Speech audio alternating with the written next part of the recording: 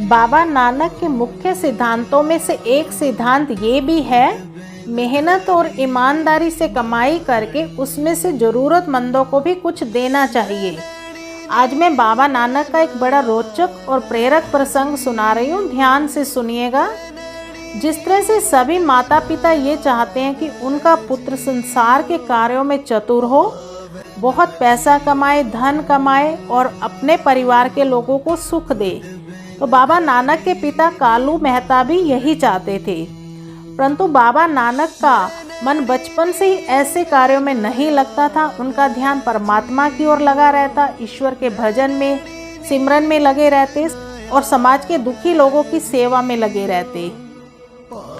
तो जब बाबा नानक के पिताजी ने देखा कि इस बच्चे का मन संसारिक कार्यों में नहीं लगता, तो उन्होंने सोचा इसे व्यापार में लगा देते हैं। जब ये धन कमाएगा, पैसा देखेगा, पैसे के प्रति इसका लोभ बढ़ेगा, लालच बढ़ेगा, तो अपने आप ये संसार के दूसरे साधारण लोगों की तरह जीना शुरू कर देगा। तो ये सोचकर बाबा नानक जी के पिताजी ने उन्हें 20 रुपये दिए। उस समय 20 रुपये की बहुत कीमत होती थी, आज से 500 साल पहले की बात है ये। तो उन्होंने कहा, बेटा नानक, ये 20 रुपये लो और मंडी जाकर कोई अच्छा सा सौदा खरीद कर लाओ। तो बाबा नानक ने पूछा, कैसा सौदा खरीद कर लाऊं? तो पिताजी ने कहा, खरा सौदा होना चाहिए जिससे तुम्हें खूब लाभ मिले।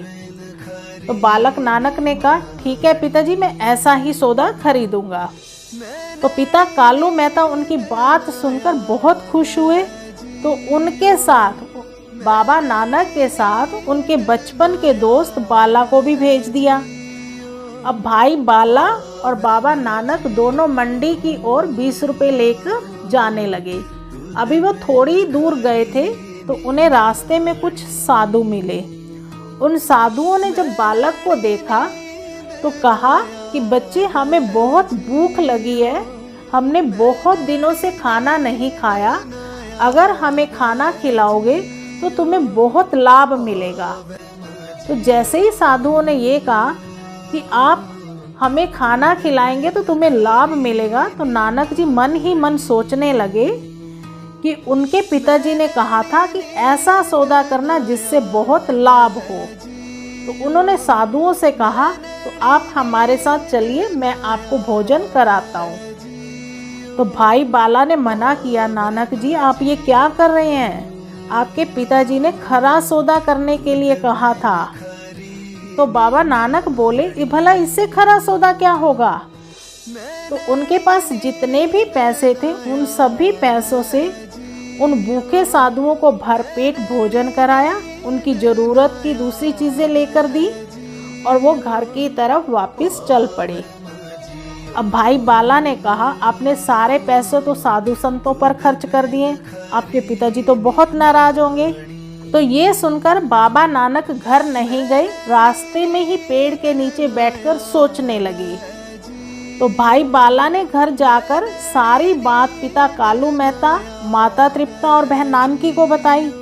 तो तीनों ही वो उस जगह पर पहुंचे जहाँ बाबा नानक बैठे थे। तो पिताजी ने गुस्से से पूछा, तुमने कौन सा सौदा खरीदा है? नानक जी ने कहा, आपने कहा था ऐसा सौदा खरीदना जो लाभ दे। तो मैंने तो अपनी समझ से बड़े लाभ का सौदा खरीदा है। मैंने आपके दिए हुए पैसों से भूखे साधुओं को भोजन करा दिया है। तो क्या भूखों को भोजन कराना लाभ का सौदा नहीं है? तो सुनकर पिताजी को तो बहुत गुस्सा आया। उन्होंने नानक जी को बहुत डांटा। जब पिताजी बाबा नानक को डांट रहे थे तो उनकी माता को बहुत दुख हुआ। तो माता ने समझाते हुए कहा, बेटा तुम अपने पिता का कहना माना करो, तुम अपनी ही दुनिया में डूबे रहते हो, अपने ही ख्यालों में खोए रहते हो। तो नानक ने कहा, माँ तुम क्यों चिंता करती हो, ये लोग तो अज्ञान के अंधेरे में डूबे हुए हैं। तो माता ने कहा, बेटा तुम दुनिया की चिंता छोड़कर अपने घर परिवार की चिंता करो। तो नानक जी ने कहा, ये सारा संसार लोभ और अहंकार में जल रहा है, तो तुम क्या चाहती हो मैं इनकी चिंता छोड़कर अपने परिवार की चिंता करूं? तो सारी सृष्टि को इस तरह से लोभ अहंकार में जलने दूं? तो भोली भाली माँ अपने उस अनोखे बालक की आंखों में झांककर उसे समझने की कोशिश ही करती रही।